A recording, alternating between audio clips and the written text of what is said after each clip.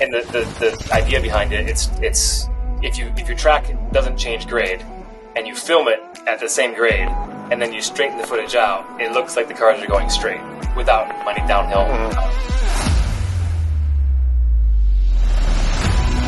You're watching Diecast Breakdown with Chuck Ellis, David Johns, and Mark McHotwheel.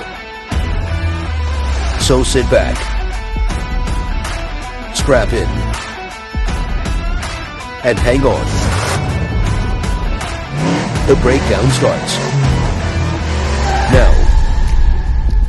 Hey there, folks. Chuck here, and welcome to Diecast Breakdown. I am so excited you're here with us today, and we have got a great show in store for you. I'm really excited about this because this is something I want to learn more about myself, and one of the passion projects of this channel is educating people about the many ways that they can enjoy their cars in and out of the packaging. But before we get into that, I want to thank our executive producer level patrons. That would be Mr. TWYCE Diecast. Hey. Mr. DrivenDreams.org. Need to change that on my list. Donald Rashik. First and 64 Customs. Video Geek Productions, and of course, Mr. Dane Self, our honorary executive producer level patron. Thank you all so much for helping keep the lights on over here. I was just tallying up the expenses because we just had another one hit, and I was like, oh boy. But yeah, every penny of that goes to the stuff like this software that we're using to record it. So thank you so much for that. And if you want to know more about supporting the show, you can visit diecastbreakdown.com or click the little join button down below. You get a little access to some behind the scenes stuff. I've got a few exclusive builds that I've posted photos of and give you a little peek behind the curtain of how things go. And we're working on more and more stuff every day. We're posting every single day of 2024, a short or a video of some kind, because of course we have that goal of reaching 10,000 subscribers. So we can use that to raise 24,000 cars for kids in need with DrivenDreams.org. Am I saying that right, Mark? DrivenDreams.org? Yep. DrivenDreams.org. You can learn more about that at drivendreams.org, but the channel name is drivendreams.org. And it's a really cool cause. We raised 13,000 cars last year, and we're going for 24,000 in 2024. And I think that'll be a nice way to keep the number increasing, is adding 1,000 every year. Although my secret desire is for us to do 250,000 cars for 2025. That's a good number. But we'll see. We'll see how that goes. Yeah. There's 15 million Hot Wheels collectors in the world. We only need a fraction of that to hit that goal. So anyway, enough about that. I'm going to introduce my co-hosts now. Mr. David Johns. How you doing, David? I'm doing good, Chuck. Good to be here. And Mr. Mark McDriven-Dreams. How you doing, Mark? I'm doing great, Chuck. How are you? Yeah, Mark is keeping very busy. Be sure to follow Auto Peak Detailing, by the way. There's a lot of really soothing and satisfying ASMR type level car cleaning going on. I think you just did an Aston Martin, and you're doing a Porsche now. And just finished up a DB9 and working on a Carrera now. Fantastic. Well, speaking of soothing and ASMR level type cool stuff to watch, our guest today is Tiny Track Cars, and that is Mr. Nick Edmundson. Nick, thank you so much for being here today. I'm really excited to have you on the show. You're very welcome. I'm excited to be here. So, speaking of little cars, the question that I like to start frequently with is, why tiny cars, Nick? Why the name, or why tiny cars? Well, this is actually an interesting conundrum. Before we get to the name, the question I like to ask is, why tiny cars, as in, why do you like tiny cars? I'm a car guy. I've been a car guy for my whole life. Even before I could drive, I was into cars, and my dad was working on muscle cars and then Jeeps. And of course, my age, I was into the tuner stuff, less into the muscle stuff, more into Hondas and Subarus and things like that.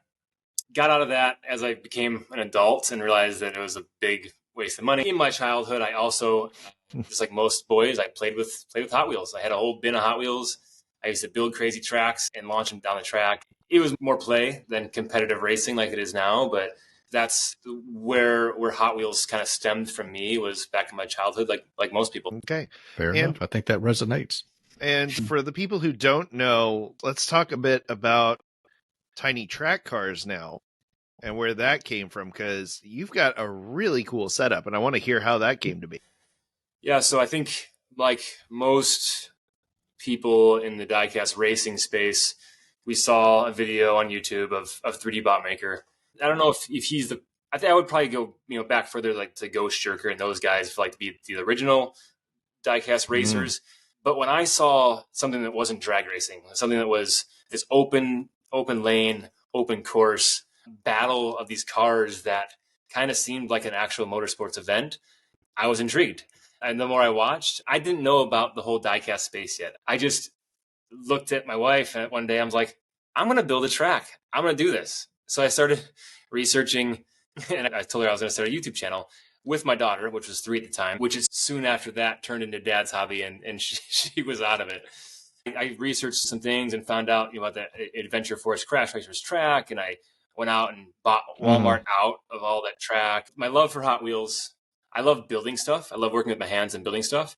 So the construction part of the hobby is fun for me. I love the process of building the track.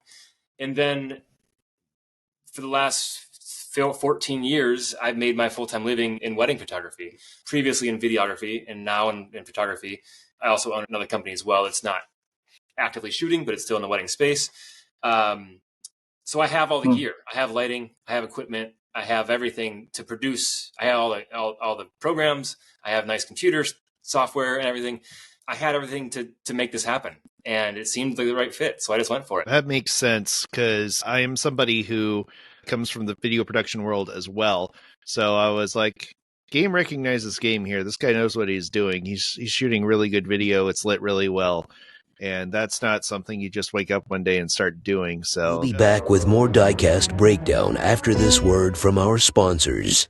Legendary Hollywood concept artist and designer Fireball Tim Lawrence has created 3 exclusive pieces of automotive art based on the 3 hosts of Diecast Breakdown. Get these and other brilliant designs printed on mugs and more at fireballtimgarage.art today. Diecast Breakdown would like to thank Diecast Heroes Magazine for supporting this program. Diecast Heroes Magazine is the premier digital and print resource just for diecast customizers. Visit diecastheroes.com and see what the best customizers in the world are up to. Here's this week's small channel shoutout. SSD Diecast Racing. If you have a favorite Diecast channel with less than 700 subscribers and you'd like to see them highlighted on a future episode, email us at diecastbreakdown@gmail.com. Don't touch that dial. Diecast Breakdown will be right back after these messages. of course, there's the whole 3D printing element to this as well. So let's talk about getting into that part of the hobby. Yeah, so my first ever track that we built, the original track was called Candy Mountain. That was, I wanted to do something with my daughter, so it was like a candy theme, just for fun. Like when you think of like viral videos, I imagine like a viral video on YouTube or on social media, and I just imagined a track full of candy, and like it wasn't a real world. It was like a make-believe world, and I thought maybe that would be a cool thing. That track lasted maybe 6 months, and since the beginning of this hobby, as an idea person, like I have tons of ideas, tons of things I want to do. I had this idea for a track that was downhill and gravity fed, but didn't look downhill. So it was originally a drag race track, just straight lanes. And the idea behind it, it's if your track doesn't change grade and you film it at the same grade and then you straighten the footage out, it looks like the cars are going straight without any downhill gravity. So that's what I kind of built into my first Rainier Rallycross track. And parts of that track was not 3D printed. I met Russ at school. He does custom designed tracks, and I've been working with him since the beginning of Rainier Rally for 3D printed sections of the track. Now the entire Rainier Rallycross track is 3D printed from start to finish. And my newest track, the Big O, is 100% 3D printed, because the vision I had for that track was an oval that looked flat. Taking the same, they call it technology, it's not really technology, as that I use in the Rainier Rallycross track, and move that over to an oval. And I'm like, how do I get these cars to look like they're going around in a circle or an oval, but really they're going downhill? Right. That wasn't easy. That meant that I had to be inside of it and film essentially in a room. So inside my room that my tracks live in, I essentially built a room with 4 walls, and I have a cubby that I crawl underneath, and I pop my head up in the middle, and these shelves are all floating inside all the track surfaces, and they spiral down inside, and every layer is duplicated. So every time I come back around, it looks like you're going by the same thing over and again. I'm giving away the secrets of the Big O. By that. Movie magic. So That's right. can I ask Nick, like, just what's inside of you? Your videos don't have to be as good as they are, man. You could get away with a lot less production value, but they're fun to watch. What, as a creator inside of you, makes you take it to that level? I mean, we're talking the sound, the lighting, everything that Chuck and you have talked about. It's perfect. First of all, thank you. I appreciate that. As someone creating this, I feel like I can keep improving, and I'm not there yet. But I'm an entrepreneur. I've owned multiple businesses, sold a couple businesses, and I work for myself currently.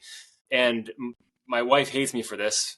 Everything I do somehow becomes a business. And it's exhausting, but also awesome because I start doing some amazing things.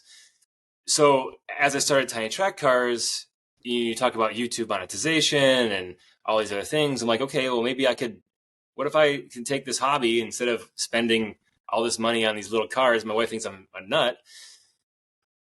I can make money with it. I could at least pay for the cars I'm buying, right? Or pay for the track builds, or pay for a space to put the tracks that's not in my house.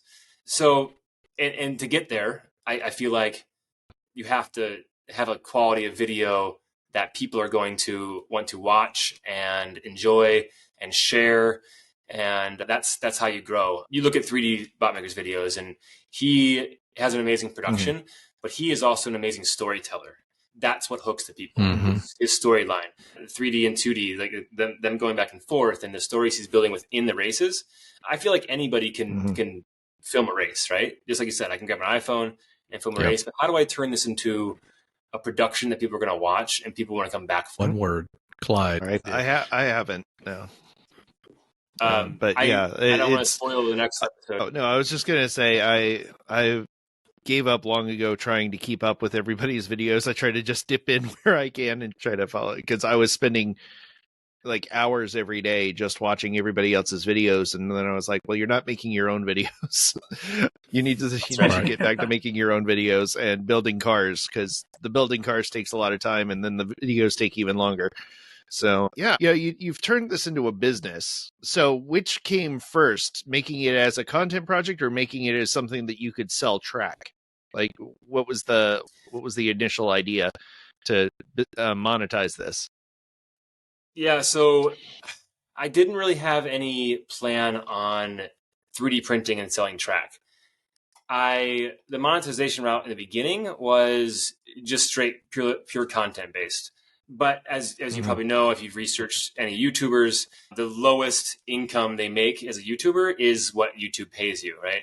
Their next one is a physical product or an e-course or something like that. And then like brand deals, stuff like that. That's how they make their real money. And that's where I've struggled a long time is, do I start coming up with a product line that I could use my reach, my following to sell to people?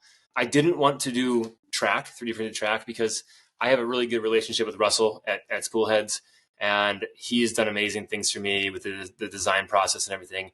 So I didn't want to venture down that route of designing my own track and selling it. And I'm kind of still right in the middle on that. I don't know if I'm going to go physical product or not, because then you're talking about like boxing it up and shipping it and dealing with all that versus digital. As an entrepreneur, I know quite a bit of marketing background and SEO. So on my website, on tinytrackcars.com, I'm just recently started writing some content. We went from 4 months ago, 0 organic clicks a day, to right now about 300 clicks a day. And once I can get it up to about 1,000 or so clicks a day, I can throw ads on my site as well. And that's not going to make me rich, but it's going to trickle in some more money for me. And also drive more people to my YouTube channel, which that is monetized as well. Also not making me rich. It's just extra money that I'm re-spending on Diecast at this point. I'd love to make it a thing eventually. So you said earlier to not divulge all your secrets, but have you ever filmed you filming things, like, so that people can kind of see what it takes to set these tracks up and everything? Because we all know that some of the stuff is kind of highly skilled and highly it takes a lot of patience. So there's not going to be a lot of people necessarily copying you, because there's already people that do it. But I think a lot of people like to see the process. We had Martin Palm on here that does the the photography, started doing mini cars, and that's where he really took off, is showing people the process of him making the dioramas, the whole setup, what he uses, because it's not something like everyone can do. I mean, it's not something I'm going to do. It's not something I think David or Chuck, we're going to get into all that tomorrow. I think we all have enough on our plate. But have you ever considered making videos on how you build the tracks, how you film it, and try to do something like that? I didn't dig too deep through the channel to see if you had something like that. Yeah, so with Rainier Rally, with Candy Mountain, the first track, I was so excited to have a track and get into this. I didn't even think about a track build video. Also, with the first iteration of Rainier Rally, I didn't do that. However, when I converted Rainier Rally to Rainier Rally Cross, which was a total kept the shell, but redid the whole entire track. I did 2 behind the scenes videos for that, showing exactly, I had the slider on the side of the box facing into the box. So essentially I'm following the cars with a drone cam like real rallycross. That's what I wanted with the track. I wanted to simulate the views you get from a real rallycross race, where you feel like you're right behind the cars and they're jumping. And as of about 2 weeks ago, I did a very in-depth behind the scenes walkthrough and talk through of the Big O. But I just launched channel memberships on my channel, and it's only for them. And apparently, everyone listening now they'll sign up to see it, so that's good. There you go. Yeah, you touched on a very interesting point, and that's something that I like discussing with other content creators, is that you really have to diversify if you're gonna go at this with any earnestness, because otherwise the views can just drop off tomorrow. We've had people on here that had videos that they posted up get 2-3 million views, and then the next video gets 300 views, and you can't rely on that. And it's the diversity, and it's funny. We've just the world has gotten to where you just have to have those side hustles and have those things ready, even if you're not an entrepreneur. It's a good thing to have, because nothing's guaranteed. And the trick with content creating is you are always building on rented land, and you've got a website now, and you're very smart to be putting content on there, because you're building your audience, and you can build an email list. And if YouTube decides doesn't want tiny car races anymore tomorrow, you can still have an email list and drive people to the site until you get a new platform. So there's a lot of balance that has to happen when it comes to content creation. So that's something I struggle with here. This started as a way for me to kill time during COVID.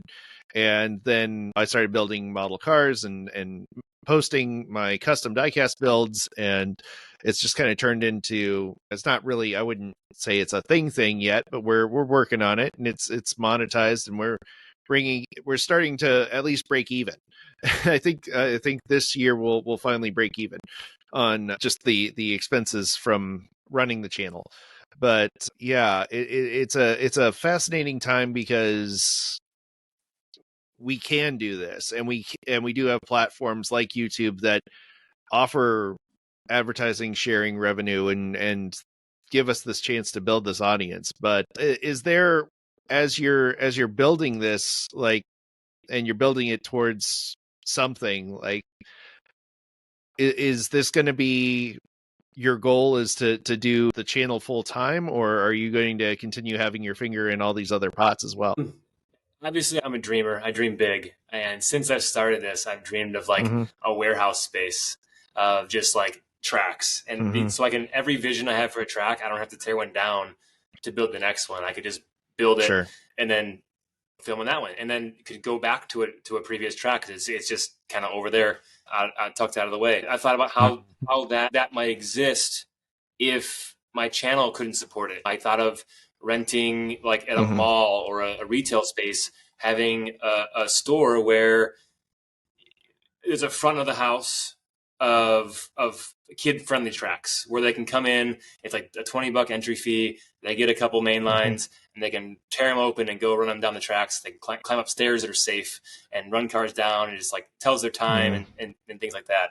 You can host parties there, things like that. And then the back of the house would be the adult diecast racing, where I do all my filming, and you can bring in the competitive diecast racers, where people can literally walk in with a modified diecast car and hand it to an employee, because Mhm. I'm not going to let them touch the tracks because they're pretty detailed and somewhat fragile. Or we could run competitive races down there in the back, and it could be for YouTube, or it could just be for fun to watch a car race. That's right now. So to answer your question, whether this could be a full-time thing or not, I'm very fortunate to have a business that I've started called Wandering Weddings, and it's an elopement directory. And I have a team I have employees that work for me, and I could get away with a couple hours a day of work to maintain it, and I make very good money doing it. So it allows me the time to do diecast stuff. That's also the reason why my wife allows me to play with diecast, because I make a good living in my full-time thing that supports our family. Sure.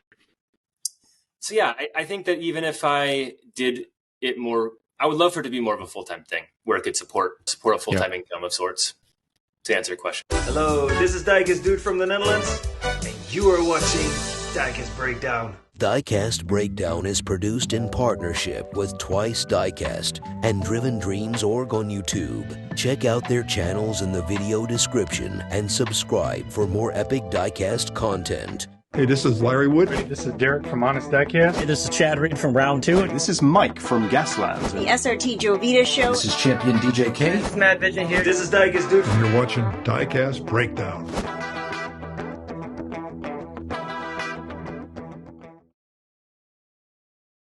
And now, the thrilling conclusion of this week's episode of Diecast Breakdown. Can we go back to the website? Because what I found interesting, Nick, is you're offering a little bit more information than it's not just, hey, this is my website. Yes. So as I mentioned before, I don't have a marketing background, but being a business owner for the last 15 years, you're forced to do marketing. You're forced to post on social media. You're forced to do email marketing. And one of the things I've learned over the years is search engine optimization, which essentially means, if anyone's not familiar with it, if I Google search like 2024 super treasure hunts to find a list of them, people are going to show up in that list, right? And they're going to click on one of those links and go to the page and read the super treasure hunts for the year. My job is to provide the best quality article that Google thinks is the highest quality, and it shows me in the first couple spots. So when the thousands of people are searching that, they go to my website and read my article. And then once I have enough people on my website, I throw ads on my website, and that's another way to make money. So basically, just like ads in YouTube videos, monetization there, ads on websites. If you go to any big blog, there's inline ads, there's sidebar ads. Some of them have pop-up ads that are super annoying. I would never do that. But that's how you monetize web traffic. Amazon affiliate program and that kind of stuff. Yeah, so that's the second part of that. So you can throw ads and get paid for eyeballs on your site. And then the next way you monetize your site is the case, the Hot Wheels display case you read. I'm linking Amazon and eBay items, and those are affiliate links. So when you go and buy those items, I get a small cut of that. So web traffic, display ads, and then affiliate money as well. So actually, whatever they buy from that links, they could go buy that display, and then they could go buy a tiny house, and you get a cut of that too on Amazon. That's what's cool about Amazon is it gives you, if they use your link to land on Amazon, it gives you your cut of the whole entire cart, which is kind of cool. Yeah, whatever they buy, which is that's pretty nice. Cool. Yeah, you're talking my language here, because my day job is I'm a partner in a marketing agency with a couple other guys. So we do search engine optimization and getting branding. So yeah, again, really appreciate when I looked at your site and everything looks very professional, and your entire brand is very well done. So the people who are looking to do content and do this sort of thing, check out his channel, look at his website. There's a lot of stuff that he's doing really, really well, and it's a good model to follow. And I love this idea of an offsite location. And it reminds me, this is dating myself a little bit, but these things were pretty obsolete already. But there used to be slot car racing locations. There would be a strip mall, and they'd have a big slot car track set up, and they'd have these cars going around at 150 miles an hour, and they just look like blurs. Auto World is kind of sort of bringing that back a bit with reintroducing the world to HO scale cars, but I could see that being a thing. It's funny because I went to the mall recently for the first time in a couple of years, I think, really since COVID. And malls are becoming experience places. They're not places that people go to shop. They're places people go to do things. One of the old outlet malls in Orlando, just a few hours from me, has literally become an indoor theme park. They took the entire mall and turned it into a all-encompassed theme park that you can go to any day of the year, and rain or shine, it doesn't matter. And it's all climate controlled, and they do indoor go-kart tracks, and they do mini bowling, and there's a car museum all under one roof. And I could absolutely see something like that being a thing in the future. And in fact, it makes me think of House of Cars, which we've had a couple of the guys from there on, and I could see a really cool partnership with something like a House of Cars, where you had a combination of, you've got the kid tracks and stuff up front, and you're also a retail spot. And one of the things that I think is really cool about House of Cars is they give people a lot of leeway to make their individual locations unique. So each location has their own thing. Like some of them specialize more on just Hot Wheels, and some specialize more in premiums. So that I might put that little bug in your ear. So that would be an interesting partnership. I could absolutely see that being interesting. I don't know, you might want to do this yourself. That's totally fine too. But we're trying to bring people together here on Diecast Breakdown. So Nick, just from memory, are there 3 Hot Wheels that jump to your mind as just inherently fast, good racers? I build as well to mail into other tournaments. And so the car that is the top dog is the Evo 10, the Mitsubishi Evolution 10. That casting is notoriously fast, and it's notoriously hated by like the top builders, just because it's almost like a cheat car. But there's still people that build them. There's people ban them in tournaments. So if it's like an open send whatever you want tournament, they ban the Evo. Really? The second car, That's so funny. yeah, they like this. There's someone in a tournament right now. It's just literally like a no Evos tournament.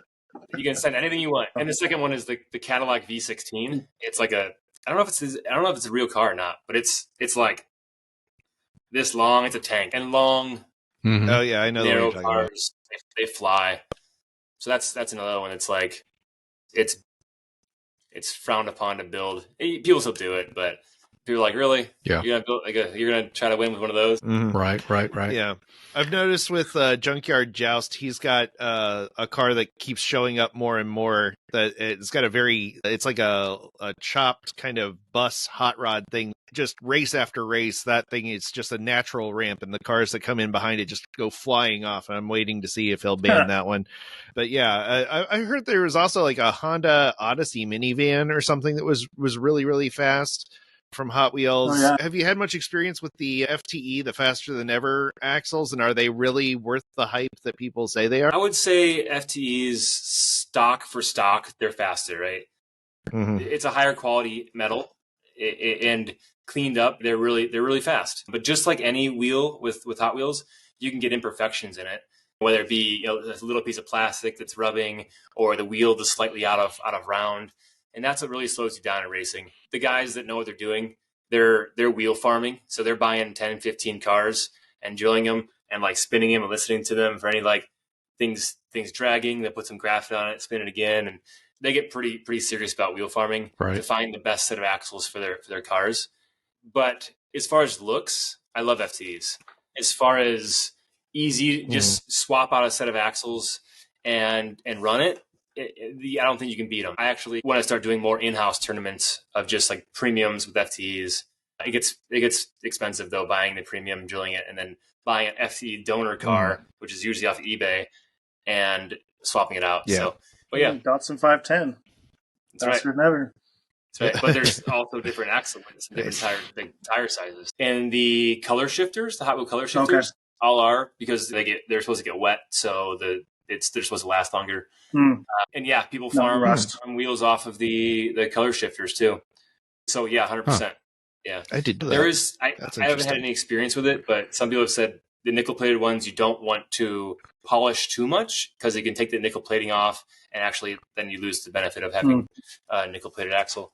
But yeah, there's benefits of it. Gotcha. Sure. Yeah, I'll have to send you one of those. I think I have two of them. I have like a little Silverado, and then I have another fantasy one. Send her over. So see if you can break some records. So, in speaking of sending her over, this is a good transition. Thank you, Mark, for my next question, which was so absolutely. you're racing your own, but you're also racing a lot of other people's cars. How are you acquiring the cars? And if somebody was interested in racing one of their cars on your track, what would they do? Yeah, so the biggest place for diecast racing right now, as far as where to enter races and see upcoming races, is redlinederby.com. That's where I've posted all of my races up until this point. I will continue to post up on Redline Derby, but at the NASCAR Generations Tournament, if you look at my race posting on there, it's me announcing the event and then a link to my website where people go to tinytrackcars.com and can read more about the NASCAR Generations event. I'm a little OCD, and the Redline Derby is a great place, but there's no good system for like people entering, and people are sending cash in the mail. Some people write like, "Hey, like email me and I'll shoot you PayPal." And I don't know who. I have 32 cars here, and I don't know who's paid and don't know who hasn't paid. And people entering, if they comment that I'm in, but like you're supposed to pick a car and they didn't, and then like there's other people below them. They're like, "I picked my car. Why am I not above that?" So I've switched to a system where it's on my website. If it's a 32 car tournament, I make a product called NASCAR Generations Tournament. I limit the stock to 32. I open it up.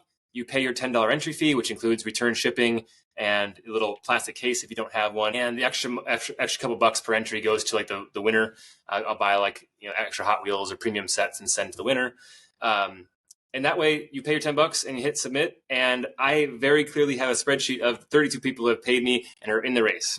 And it's very straightforward. And I wish Redline Derby had features like that. And I hope they do. I've talked to Brian at Redline Derby, and he's revamping the site. I hope there is a system like that to improve the host experience and the racer's experience. Yeah, very cool. Yeah, I mean, you got to like everybody wants to get in on it, but nobody wants to do their part and get you all the information, get the money, make sure they're absolutely signed up. What is coming up in the immediate future? So I'm wrapping up the National Super Truck Series on the Big O right now. That was a series that went to Treetops Raceway Park and then to Funkhauser Diecast Racing, came here. It's going to Bay City Diecast after here, which the trucks are there now. And I'm about to release the last video. Then I'm going to roll straight into a Super Treasure Hunt tournament, which is cars that I've received probably about a month ago. It was kind of like a Fill the Gaps tournament. It's an 8-card tournament, and they will run on the Big O for points, and there'll be a winner on the Big O, and the same cars will run on Rainier Rallycross for points, and then I'll throw them together and I'll give it a winner to like a combined points winner for that. And yes, those are Super Treasure Hunts that are drilled out and plastic tires put on them, and people are racing them. I told them that they have to keep stock paint, so they look like Super Treasure Hunts.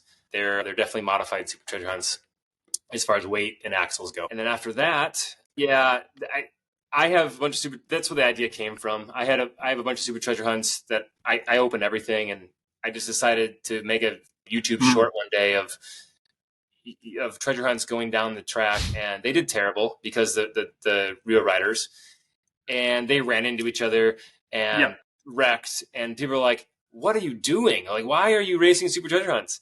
And the comments were like blowing up, and I'm like, you know what? I'm going to do a whole tournament. So it was going to be an in-house tournament of my cars. Yeah. I had a couple on social media. The posts that do well are the posts that usually make you angry or like feel something. So I'm going to roll with that. Yes, I opened it up to other builders that wanted to get in on it, and I turned it into a mail-in only tournament for 8 cars. So, and then NASCAR Generations after that, which is on the Big O, and it is, I didn't limit the entries, so we're going to do qualifying to get us down to a 32 car bracket, and then run the tournament from there. So there'll be some qualifying videos first before the tournament starts. Okay, so guys, the possibilities are endless. You could have an all RLC race. You could even start buying zoom-ins. You could have the first ever mini GT rally where Mini GT does all those cool rally cars, and you put some plastic wheels on them, and man, you could do a brand by brand circuit. That would be really cool. Auto World has their deluxe line has plastic wheels now, and those are going to be heavy cars because they're, well, actually no, I think the deluxe ones have plastic bases. I take that back, but they're still weighty. So and Chad Reed from Round 2 on his videos mentions a nod to the downhill racers and the use of those wheels specifically. So that's kind of cool of them to. So Nick, using this as an example, the NASCAR generation thing coming up, I was just on the site looking at the rules and regulations. There's a lot of things like dry lube only, 55 gram weight limit. I really want to enter this myself personally because I've never entered a car in a race before. So as an absolute newbie, what would you recommend I do to learn how to build a downhill race car? There's this place on the internet. It's called youtube.com. There's lots of videos. Did you say lube? Lube? Yeah, lube.com. Lube.com. Not lube.com. No, I've been there. You don't want to go there. Yeah, so I would say weight helps, right?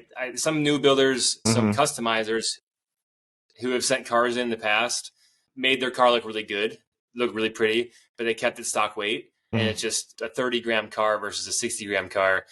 You could build a 60 gram car pretty bad as far as axles and polishing and weight distribution. And it's just still going to beat its gravity, right? Which one falls faster is the heavier car. But you can get really crazy with where to put the weight. A lot of open track drivers will put theirs slightly front biased to kind of help guide the car down the track.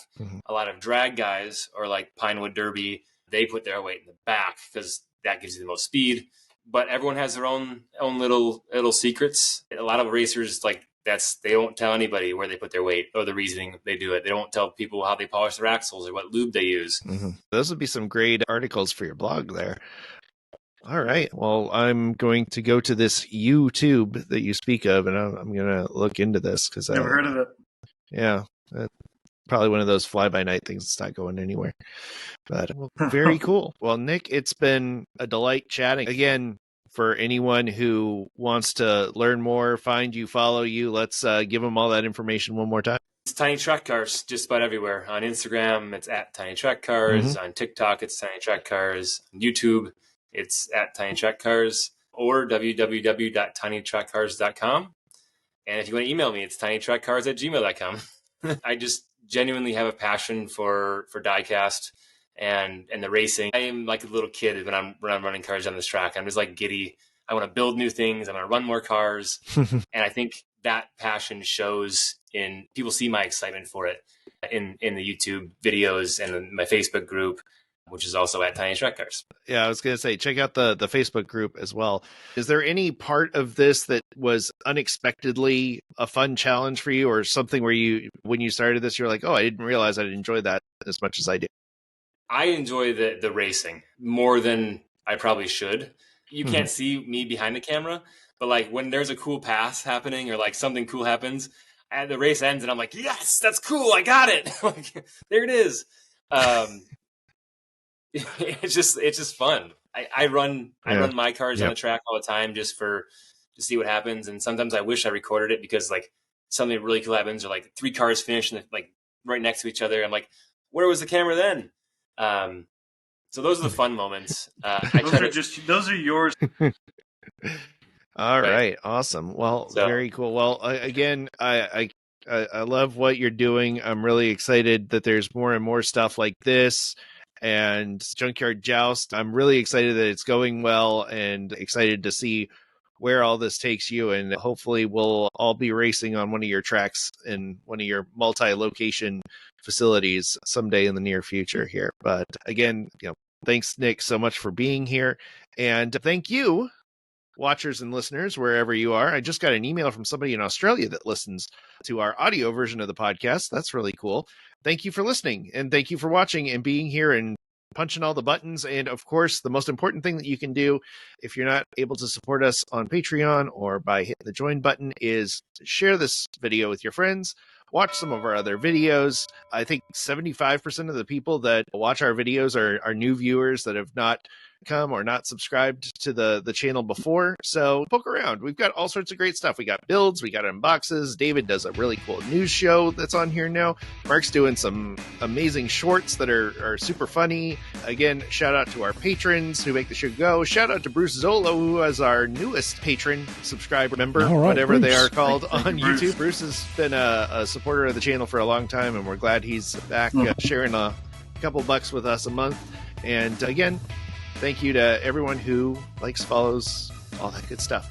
So as always, we want to thank you for coming along with us for the ride. So until next time, stay fresh, cheese bags. Thanks for listening to Diecast Breakdown. If you enjoyed today's show, please rate us 5 stars on Apple Podcasts and tell a friend to listen in. Find Diecast Breakdown on your favorite social media platforms or visit diecastmedianetwork.com to learn more about this and our other projects. Diecast Breakdown is a presentation of Flying Valiant and the Diecast Media Network.